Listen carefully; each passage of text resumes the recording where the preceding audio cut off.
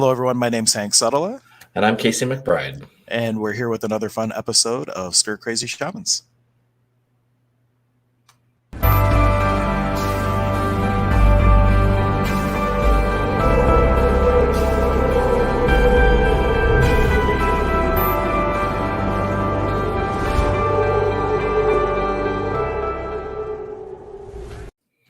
Hello again, everyone.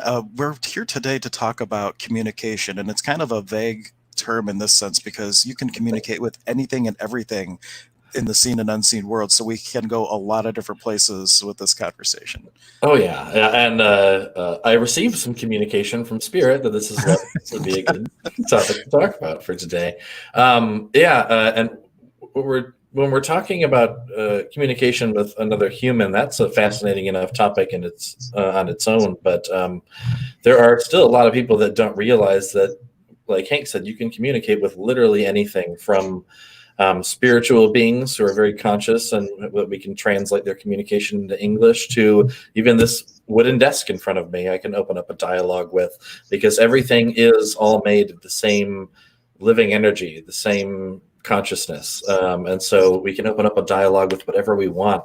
And it's really amazing when you learn to start to tap in and do that. Right. And probably the biggest stumbling block people have when stepping into that is having a point of view of how that communication takes place. Right. Just like some people receive better audially, some people receive better visually. Well, with spirit, it's not necessary, or whether you're talking to an entity or to a stone, the communication is completely different. I find that things like stones, it's almost like just an impression, just like almost a knowing, or it kind of does, it's hard to describe even, or almost comes to you like a memory in some cases, depending what it is.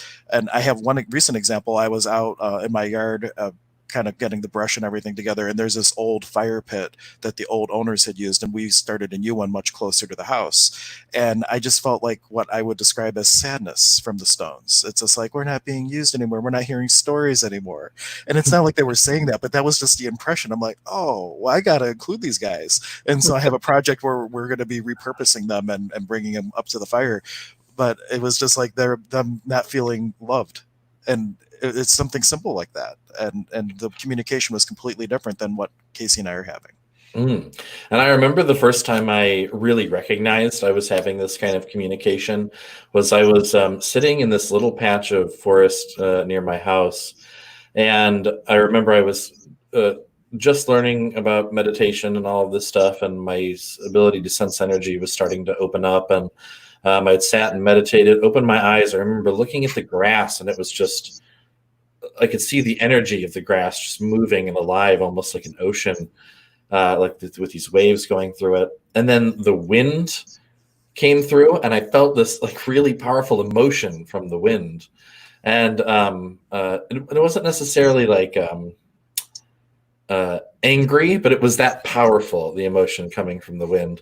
And then so I was feeling like this visual communication from the grass, this feeling from the wind. And then I put my hand on this tree, and I started, same thing, like a memory. And I started to actually see images of like I think at one point I saw someone like hammering a nail into it, and like felt like the sort of like pain, as there was like no reason for that. And then like a couple of other things. And then I remember afterwards I went and like looked around, and here's this little nail sticking into the tree, like old rusted nail. And so yeah, I was opening up a dialogue with the spirit of that tree, and we could do that with anything. And so I think a lot of people might think, okay, so that's great, but why? well, because it's fun, and why not? But there are things where you do, like when you're building a sweat lodge, you go out, and my teacher, when he was teaching us how to build them, you go up and you find the sapling, and you connect with the sapling, and you ask it, do you want to be a part of this? And occasionally it would be like, no. I was like, okay, you're going to grow up and be a bigger tree then. And then he would also give us a hard time, just as an aside story. Me and Dave, who were doing the project, both of us, the first tree we picked, the sapling, ended up being a dead tree. Like, it was still in earth and whatnot, but it was a dead sapling. And our teacher said, leave it to a medium to start first by talking to a dead tree. He's like, you got to find a live tree for this particular building of a sweat lodge. But it was a kind of a funny story because both of us did it, and then he gave us a hard time about it. Oh, that's fun. Was it sane? No. The person who taught me sweat lodges is the medical doctor at Lilydale, who also does. He was trained by Ed McGaw for well, he was trained by Spirit for lodges first, and then Ed McGaw and some other teachers gave him some knowledge. And what his lodges, he calls them Polakota, because he was trained by a Lakota and he's Polish, so he calls them Polakota lodges. Oh, that's awesome. Yeah, but he was my primary teacher, Ed McGaw, and then a little bit, hopefully in the future, by James Beard, who travels through the area quite a bit, and he's a storyteller, but he knows how to build lodges as well. And every single tie, every single hole in the ground, every single thing has a story to tell as part of the process. So pretty Oh, cool. I love that. I Yeah, digress, though, but we're allowed no, to. exactly. Oh, now I'm all washed out. I noticed I was a little dark there. But yeah, no, a big part of it is, yes, it's just the joy of it. You know, when I was asking that, it's amazing to open up a dialogue with the world around you and to realize that everything is alive and really full of this magic and this energy. So one, it just fills your life with so much wonder and amazement. But the other thing, I think it really starts to uh, shift our perception when we start to realize the um, connections that happen when we start to receive this communication. And I'm going to give a little example of sort of what I'm talking about. This was one that was recent. I was at one of Hank's ceremonies, and we were using these leaves to I can't remember. It was I don't know what the sound ceremony I was at with you. Do you remember? I know we was it akin to. Well, I know it was 3 leaves, and we were building a despacho of some kind, probably, but I don't remember specifically. Well, I remember he hands me these leaves, and they were bay leaves. And I remember I just felt this really strong energy from them. And I've held bay leaves in my hands many times before in my lives. I like to cook, and I've never felt energy like that coming from them. So I was like, I asked him, I was like, what's up with these leaves? There's really powerful energy coming through. And he goes, oh, a shaman picked those. And I go, oh, okay, that's probably what I'm feeling. But when you start to get those connections of like, okay, I'm receiving this communication, this feeling from whatever it is, an inanimate object, a spiritual being, and then you start to relate that to like, okay, this is relevant to also the physical reality. Then that's when things start to take a shift for like, okay, wow, I can, in what ways is it possible for me to use this information I'm getting to start to exact some amazing change in my physical reality. And I told the story in the past. There was my friend Dave Orlasky, because he had a dialogue with the spirit world and with objects. He was told to gift me the Chumpy stones that set me on my whole quest to find Zane and get into this work. So you never know, like, why do it? Because ultimately having that dialogue with nature and everything has potential to be a huge contribution and create possibilities in your life, because when you're following that inspiration and it feels light, then that's what it's going to create in your life. And how does it get any better than that?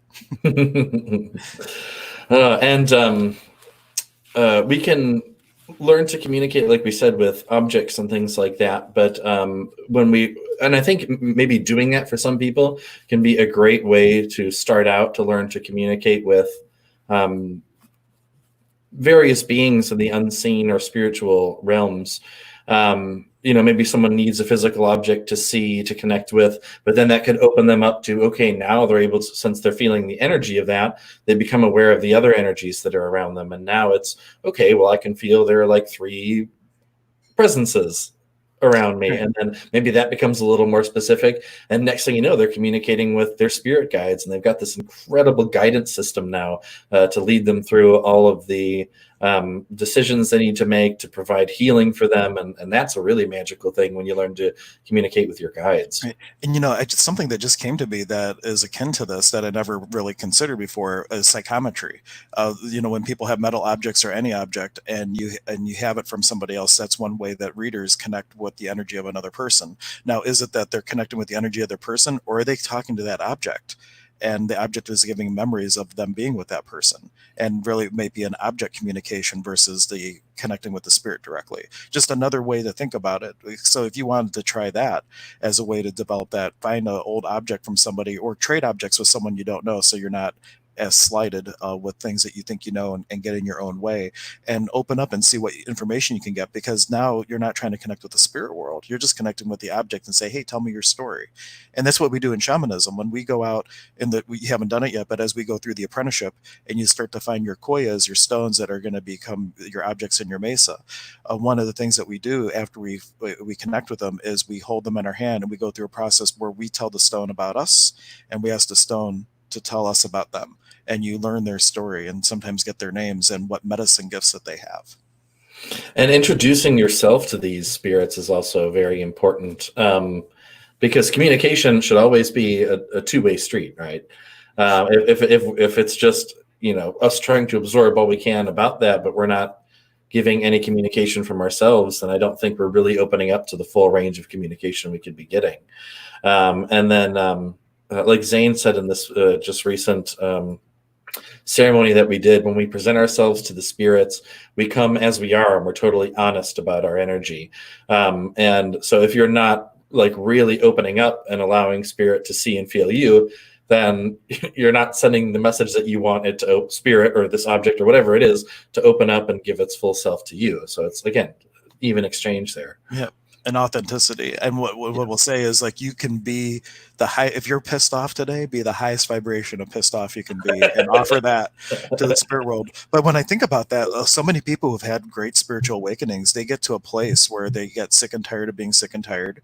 Like when I got sober, my last prayer before I got better was, God help me. And that was an authentic, like, this sucks. I like, whatever can change, let's change it.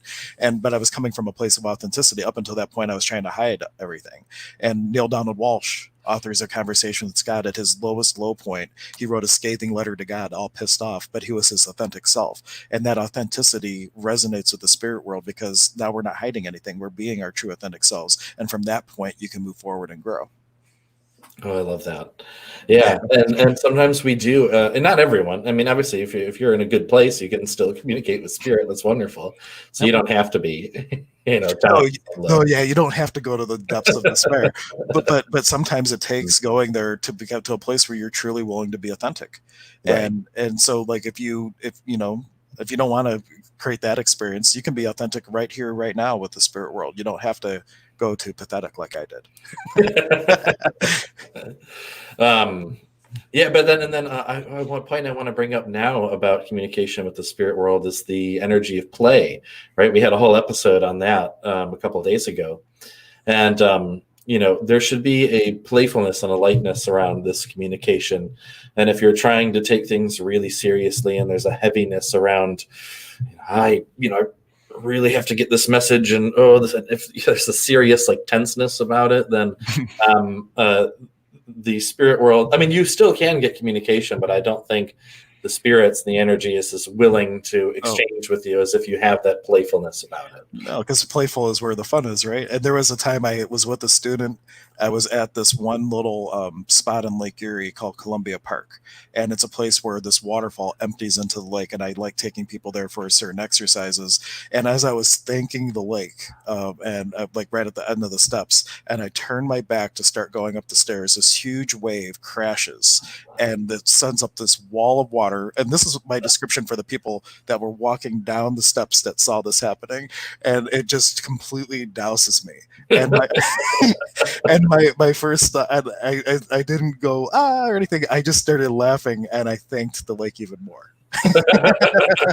But the people walking down, they were like, "Are you all right?" I'm like, "Oh no, that was great." That means that what we just did was some really powerful work, and it actually opened up a dialogue about shamanism with two people that probably never would have asked a question about what this crazy guy was doing with this other person there. Oh, I love that. And yeah, I know, and you watch, and when you start to open up and play, the universe will open up and play with you. And I know I've had experiences like that, where I am starting to, I don't know, take things a little too seriously, and then the universe will give me a good smack on the face, like, "Hey, man, this is supposed to be fun. Let's have fun together." I just noticed now. It looks like we have. Oh, okay. There were comments, but yeah, Mike is here. Thank you, Mike, for your contribution of unicorns and dragons and whatever that other thing is. Oh. And Ah, oh, go But ahead. speaking of that, though, make sure you check your Facebook thing if you haven't Oh, already. I didn't do that. See, when I remember at the very beginning, you've always done it, and I know. yeah, and if you're just joining Oh, us and you like to make comments, we love to interact with you. So feel free to offer your comments or your contribution. Also, in the description, we have links to the YouTube channel if you want to watch from there. It helps us out, and you can share and subscribe from there as well.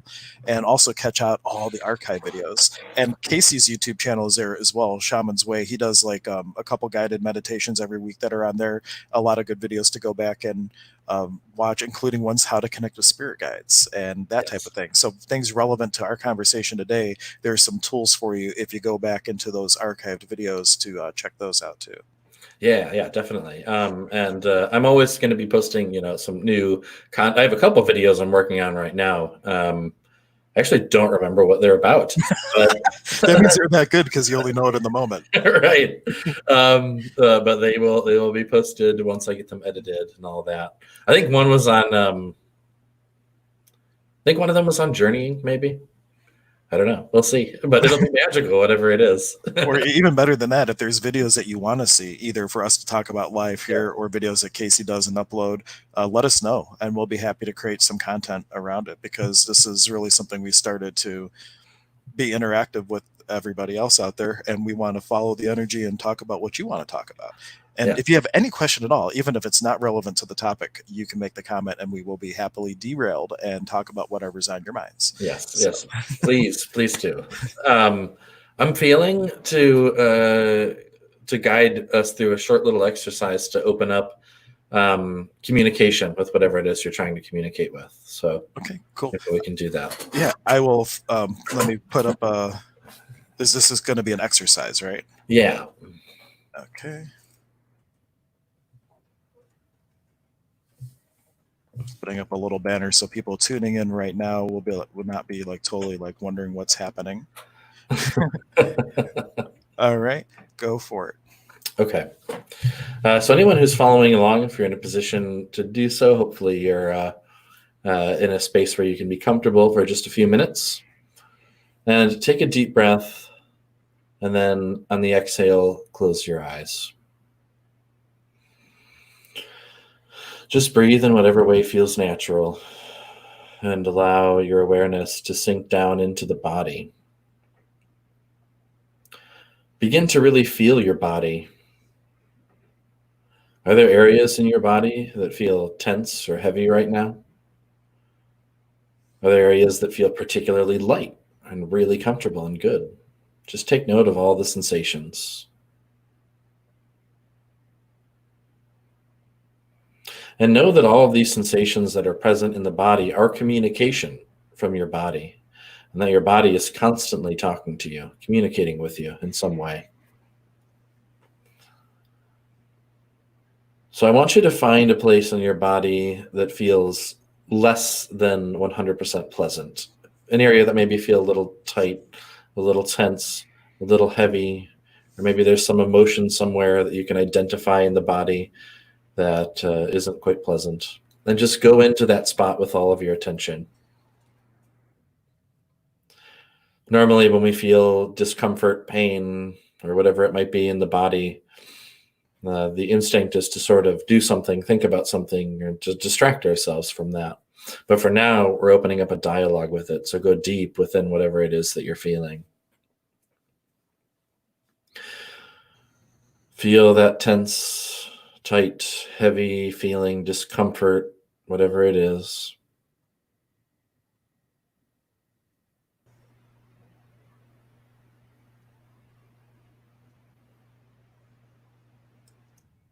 Just be very present with it.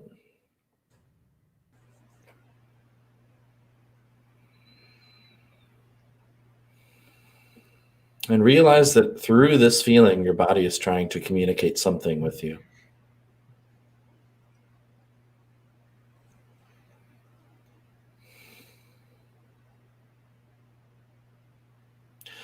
So we're going to ask a couple of questions in a row. And the first one, ask into that feeling in your body.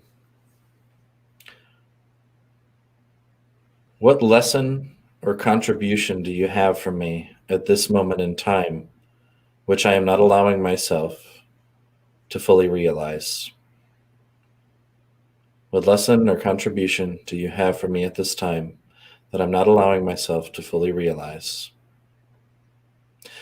And just be present. Know that the answer does not have to come through in the mind. And if it comes through in a long, lengthy sentence, that's probably not the correct communication. Just feel the response. Even if just complete silence comes through and that feeling intensifies or whatever it might be, just be present with that.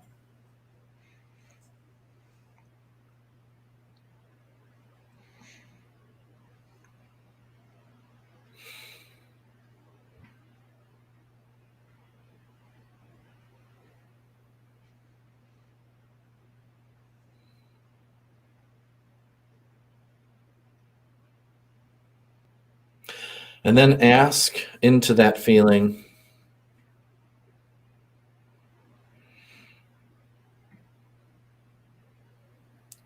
do I need to continue to carry this with me? Do I need to continue to carry this with me? Do I need to continue to carry this with me?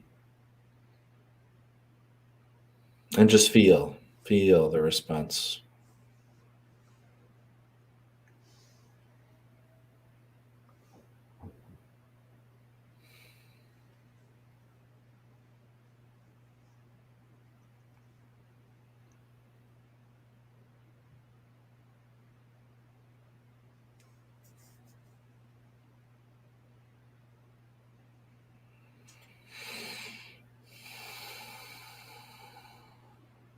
And now, ask again into that spot on the body.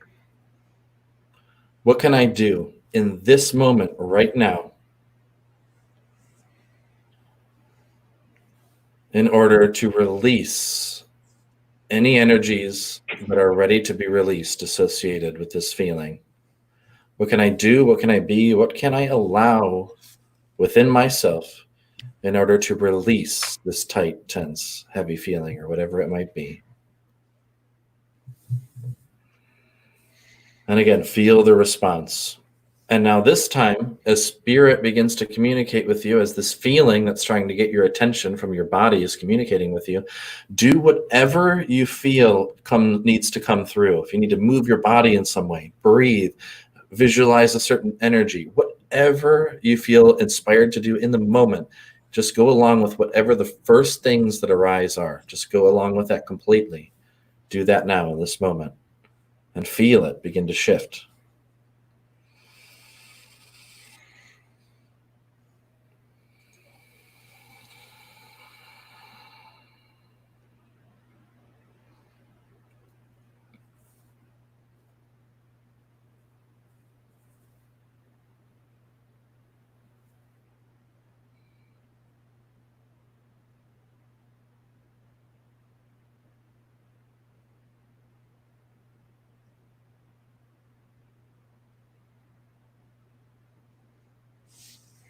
And now ask your body in that space where that was tight, heavy, tense, whatever it was, what can I fill this space with that would bring me more peace, more love, more joy, more lightness, more happiness in this space and throughout my entire being? What can I fill this with that will bring me more peace, love, light, joy, happiness through this space and my entire being? And then whatever energy arises as you ask that question, allow that to be flooded into that area and fill it.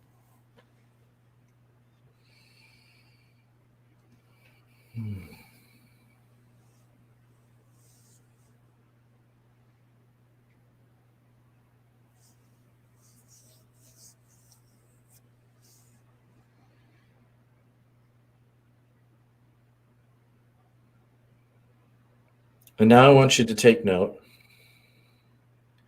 and just feel how your entire body feels now all at once. How do you feel now overall compared to just a few minutes ago before we started? Ask yourself, how am I feeling? And again, just feel the response. Don't think it in words. Just feel it.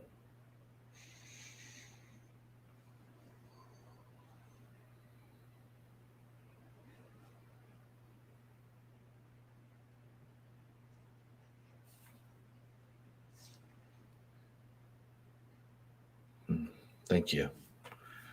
So that was, I didn't know what I was going to guide us through before I started talking, by the way. Spirit was like, you have to start saying this. But now I'm understanding why they had me share that. And that was, again, an example of what communication can do for us. So there, we opened up a dialogue with our bodies and whatever it was trying to communicate through this unpleasant, heavy, tense type feeling, wherever it was. And we opened up a dialogue with it. So we asked it questions and began to communicate through feeling. And in doing so, hopefully, we were able to release whatever that was and then replace it with something beautiful. So this dialogue, this communication that we have can be used as a tool for powerful healing for ourselves, for others, and for any beings, objects, any consciousness that we come across. Absolutely. And the dialogue with the body is perhaps the best place to start, because all the other communication with all the other things in the universe, the body is this amazing sensory perception machine that gives us a lot of cues and clues as to what things are communicating around us about. And so connecting first to the body, that can open up the dialogue with everything else too. Yeah, yeah, and we if we're how do I put it? There was one guy I was learning from at one point that used to make the analogy of like if you fall asleep on your arm in the middle of the night and you wake up and your arm's just completely numb because you've been laying on it for hours and hours, and like your arm's just kind of flopping around and you can't really feel anything, and because we can't feel it, we're not tuned in, we don't have the sensation of our hand, we can't control it without the feeling. And so similar thing, if we're not tuned in and we're not feeling our body, then we're not going to be able to control our ability to tune in, feel other things, receive communication in any kind of specific way. So yeah, tuning into ourselves, our own bodies, our own energy field is what we need to do in order to start to communicate with anything else. Absolutely. And one of the things you can do to do that too, another exercise, this is from Access Consciousness, they have a energy flow called the thymus exercise. And they say it's important because the thymus is the seat of the soul. And it's the place, the organ in theory, and take it or leave it, that is the place where the body and the being kind of are connected through. And by activating the thymus energies, you have a better or a greater congruency between the body and the being and what you're looking to bring into your life. And I'll give it just real quick. I won't do a whole guided thing. I'll do a whole separate video on that probably. But it's 6 distinct energy flows, and it's always from source to source. And you start by allowing source energy to come in through the bottom of your feet, go through the thymus, out the top of your head back to source, connect to source through the top of the head, through the thymus, out the feet, back to source. Third energy flow while running the other 2, in the feet, through the thymus, out the hands. In the hands, through the thymus, out the feet. And then the tricky one, into the left hand, through the thymus, out the right foot, into the right hand, through the thymus, out the left foot. And you allow that energy flow to flow simultaneously. And you don't even have to visualize these energies. All you have to do is say, be an allowance of thymus energies run, and it goes.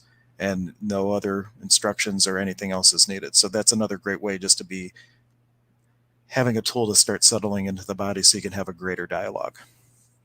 When Hank first guided me through that exercise a few days ago, I really did just feel this shift, as though my spiritual body really snapped in, almost like a couple of Legos coming together or something. And there was a sensation of like, boom, like, okay, now I'm really in the body and we're really aligned with what the spirit's doing. But yeah, there was like a snapping sensation that came along with it. So if you're going to make a video on that, I highly recommend everyone check that out, because it's a really I'll definitely do one with a little bit more in-depthness to it, I guess. And also a couple clearings. I just want to design them for anybody who might watch. I found out Access actually does let you do clearing statements online, but they say you using it, it's not a kindness to someone to watch something and have like this huge clearing and they're just like not expecting it. So to use it mindfully. So I'm going to really design a few that no matter who's watching will have ease with it and not have a problem because they try to process that I did. Oh, I love it. And one other thing to talk, since we're kind of dialoguing about bodies, a lot of times the body is acknowledging things that the being is not willing to acknowledge. And so when you, or if you are having back pain or if you're having something going on, really ask, is it mine? Or the question I would ask is, what am I the being aware of that I am unwilling to acknowledge that the body is acknowledging for me? And see what percolates up, because a lot of times there was one story of this lady who she had all this back pain, and Dr. Dane said, well, is that yours? And she's like, well, no, it's my husband's. And then she just bent down and picked it up with no pain. I mean, it can be that easy. Like are you just aware of something that you're not willing to acknowledge, and because you're not willing to, the body's like, well, I guess I got to. Yeah, and our bodies are this like amazing sensory apparatus. Just even thinking about it on a physiological level, we have thousands upon thousands of all different types of sensory cells, right? Even just in our skin, we have pressure receptors. There are like little receptors that sense the individual movement of each hair on like our arms and legs throughout our body and all that. Right. And on an energetic level, we have an even more complex system of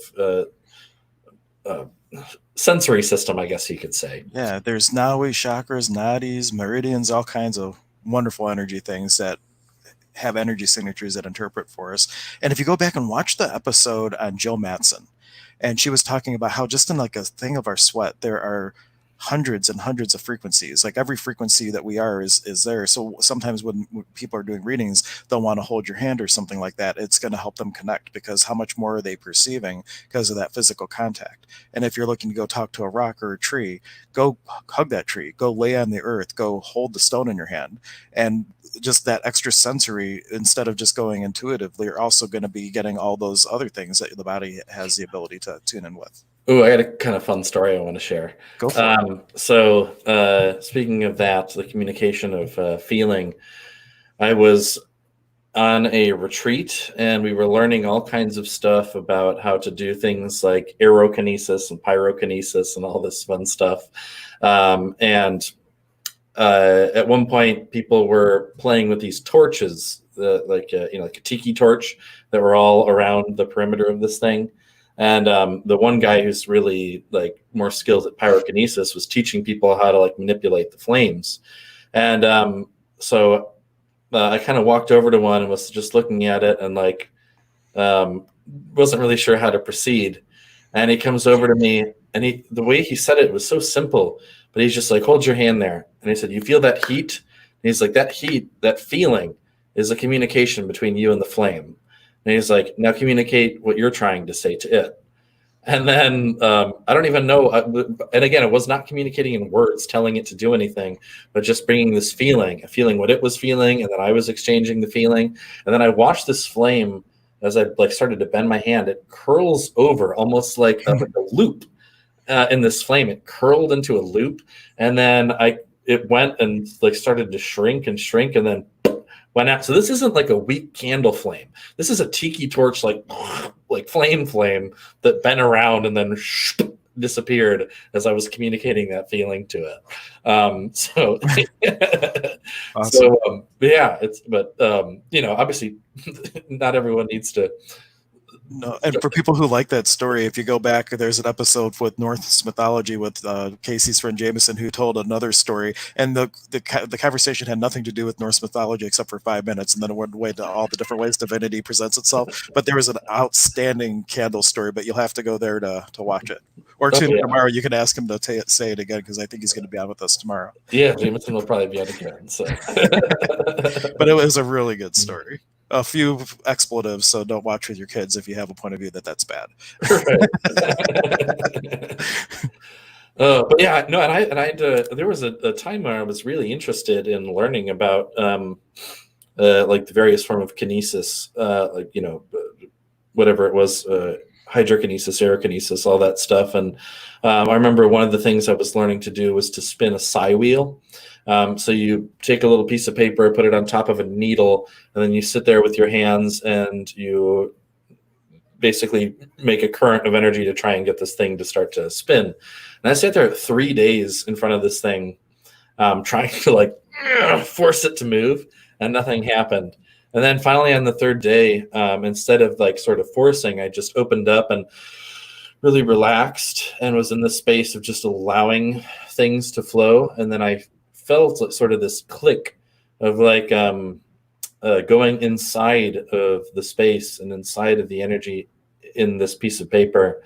And then that sort of like came back out. And then again, it was, and I felt it as it was a dance, right? It was like my energy was, I don't know, just in this like intimate communication, like as if you're with a partner in a dance and you don't care about what's happening to anyone else around you in the room, and you're just there with their energy, the same kind of intimacy. And then this thing started to turn around, and I was able to, even without moving my hands, just connect with that feeling, and it would start to spin, and then stop, and it would stop and then start, and I could like at will start and stop this thing from spinning around.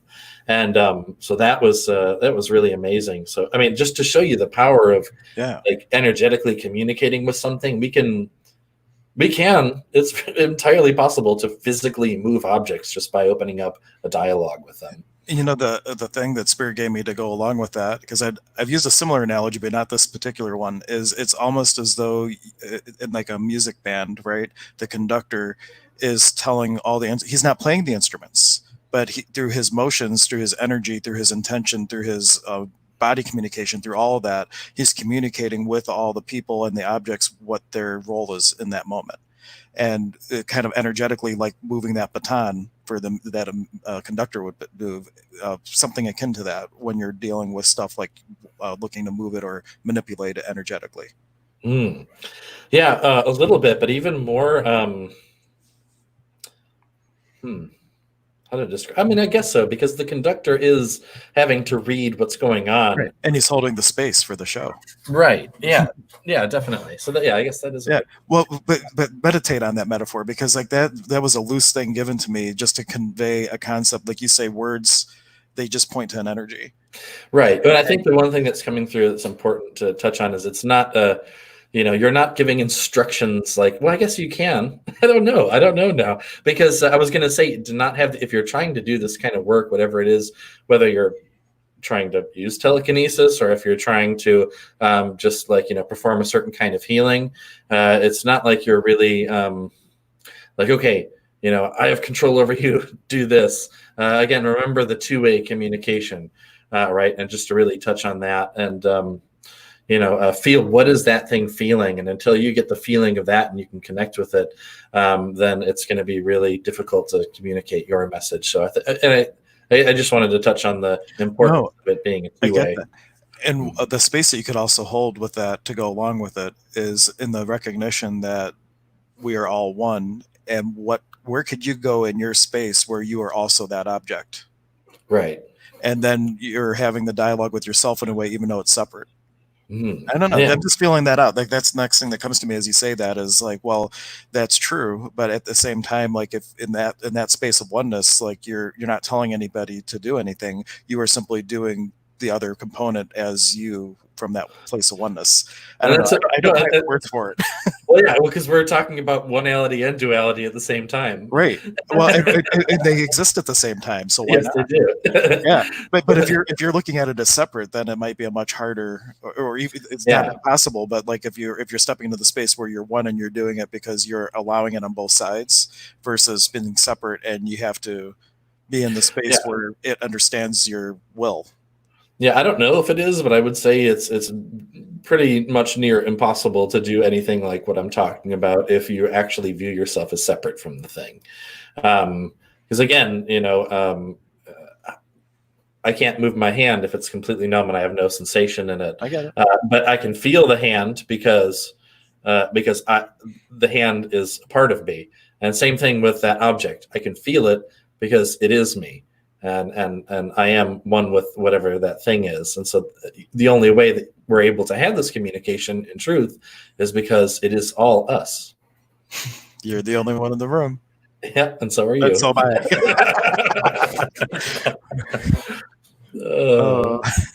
That's fun. So what does Spirit want to say? What communication do we have from Spirit to communicate about communication? Or if anybody has any questions. Sue did have a question, but I wrote back to her. She was just looking for the YouTube channel. You can just Google Stir Crazy Shamans or Shaman's Way or in YouTube. Or if you just go to the description of this video, click see more. I put the links to all the YouTube channels right there. So you can just click and go over and subscribe. And she was looking for the archive of some of the other videos. And she said that she's getting hooked on us and she's got to go find this later. Love it. Oh, thank you so much. No, it's really great though. Like the amount of we didn't even realize how many people we were starting to impact and influence. But I've been getting messages almost every day from people I didn't know were watching and didn't know that they would care to watch. And it's just like, wow, this is really inspiring that so many people are watching and getting value out of it. And we're just having fun. Oh yeah, we're having fun doing it. But to me, that's to me that shows that we're already I don't know how to put this.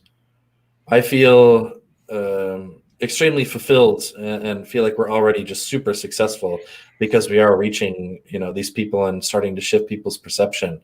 And that's what it's about.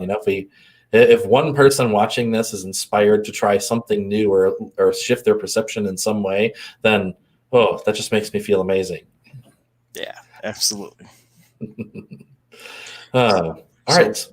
What will be next? If anybody has any comments or questions, please ask. What is next to talk about in this dialogue of communication? Yeah, I was going to say we'll see if anything comes through from Spirit at Canada. We're getting close to like 40 minutes here. Do you want to start? Do you want to start experimenting? We can see, because sometimes if we go for like an hour and a half because the communication's flowing. But I would almost be curious to see if some people wouldn't be a little more open to watching videos that aren't an hour and a half long. Maybe people get intimidated. And on the weekend, we had planned to do it just for a half hour anyway, and we're past that. Oh, okay. Well, there we go. So except for when Jameis isn't on. Yeah, that's fine. So if you've been watching, thank you. Please check it out in the archive. There are links for all the YouTube channels. Shaman's Way is Casey's channel where he does all the guided meditations. Definitely check that out. You have to, if you want to find my personal YouTube channel that has like one video, it's like just Hank Settela. But I don't post there often. But I will probably more frequently nowadays. I posted one yesterday kind of randomly because I was inspired. So if inspiration hits, I will do these little moments of inspiration, I call them, and it's usually like a 5 or 10 minute video of just me talking about a word or something that came to me. So that would be fun. Oh, I love it. Yes, and just start. If you guys are curious about this, okay, can I really communicate with a tree or a rock or spiritual beings? Just try it, have some fun with it and see what arises. And know that, it is through the imagination that we begin to open up these dialogues, and through feelings that we do it. But that just because we're using the tool of the imagination doesn't mean it's not real. The imagination is the very real tool that we use to do actual work in the spiritual realm. So, and just a shout out, I'm going to put up a picture of Ken because he came through yesterday, or the day before yesterday, for my group. This is Ken Hirsch, and it's because of him in a lot of ways that helped created the space for me to walk down this path of shamanism. And right after we started the apprenticeship group, as I was about to fall asleep, he came through very strongly for me, and I had this beautiful experience communicating with him. And I wasn't looking for that communication. And my point of bringing this up is what beings of light and angels and guides are just there ready to communicate, and all you need to do is be willing to receive.